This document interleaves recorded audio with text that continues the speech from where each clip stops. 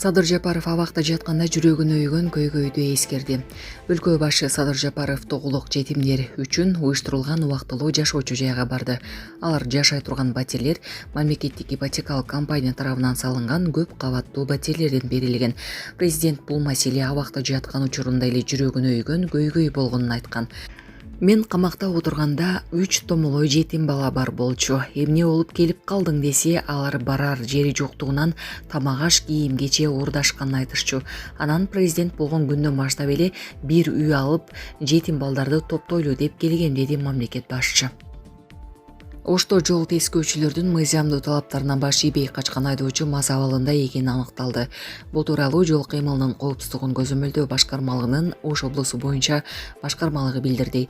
Маалым болгондой, бүгүн 13:00 чамасында Кыргыз Чек айылында токтоп турган Kia K5 үлгүсүндөгү унааны күмүш түстөгү Mercedes-Benz үлгүсүндөгү унаа сүзүп, окуя болгон жерден Ош шаары тарапка качып кеткен. Аталган унааны токтотуу максатында Куршап, Ташарык, Тойчу айылынын бурулушу, Учкун жана башка көзөмөлдөө пункттарында тосуу чаралары көрүлгөн, бирок айдоочу милиция кызматкерлеринин мыйзамдуу талаптарына баш ийбей бир нече посттон токтобой өтүп кеткен. Кийинчерээк Кыргыз Чек постунда патрулдук унаа менен жол тосулган учурда да айдоочу токтобостон кызматтык унааны сүзүп өтүп, андан соң портерди сүзүп барып токтоду. Текшерүүнүн жүрүшүндө Mercedes-Benz үлгүсүндөгү унаанын айдоочусу 18 жашта жана мас абалда экени аныкталды. Учурда бул факты боюнча тиешелүү материалдар топтолуп, мыйзам чегинде териштирүү иштери жүргүзүлүүдө. Сонун жаңылык. Сиз билген жана иченген Умбем клиникасы эми сизге дагы да болсо жакыныраак болду. Анткени бизде жаңы филиал ачылды. Андыктан келип, өзүңүздүн жана жакындарыңыздын ден соолугуна кам көрүшүңүздү сунуштайбыз.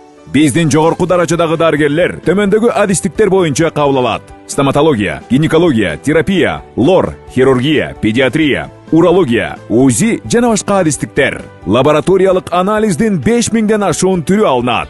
Жогорку даражадагы стерилизациялоо. Биздин дарек ВДНХ метросу, Кондратюка көчөсү 2. Телефон номерибиз 8925 103 22 55. Кабыл алууга алдын ала жазылып келүүңүздөрдү суранабыз. Умбем клиникасы. Сиздин ден соолугуңуз, биздин камкордук. Аида Салянова. Мен башкы прокурор болуп турганда Садыр Жапаров кылмыш жоопкерчилигине тартылган.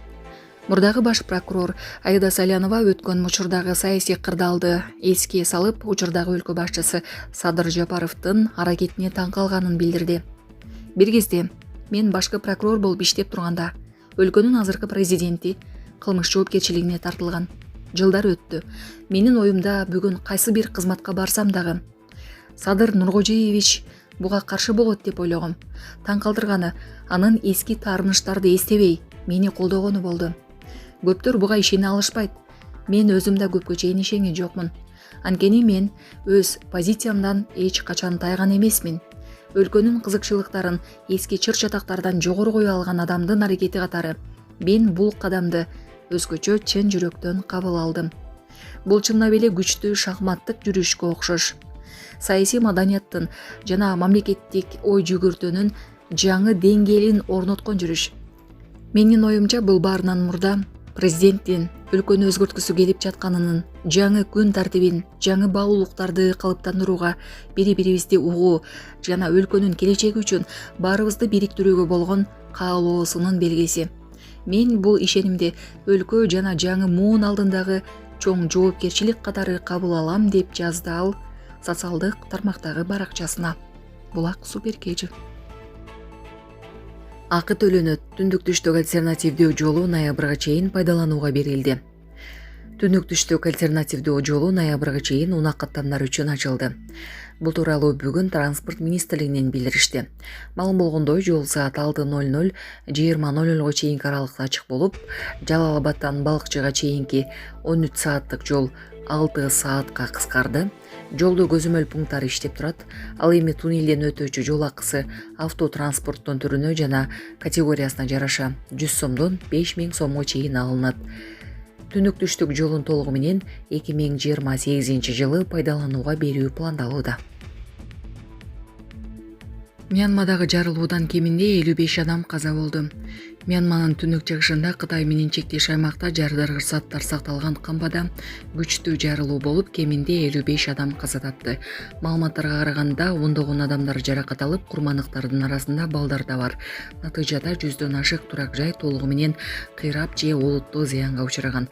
Учурда куткаруучулар урандылардын алдында калган адамдарды издөө иштерин улантууда.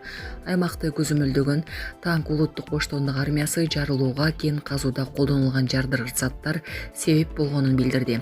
Бул аймак рубин кендери менен белгилүү. Окуянын так себептери азырынча аныктала элек.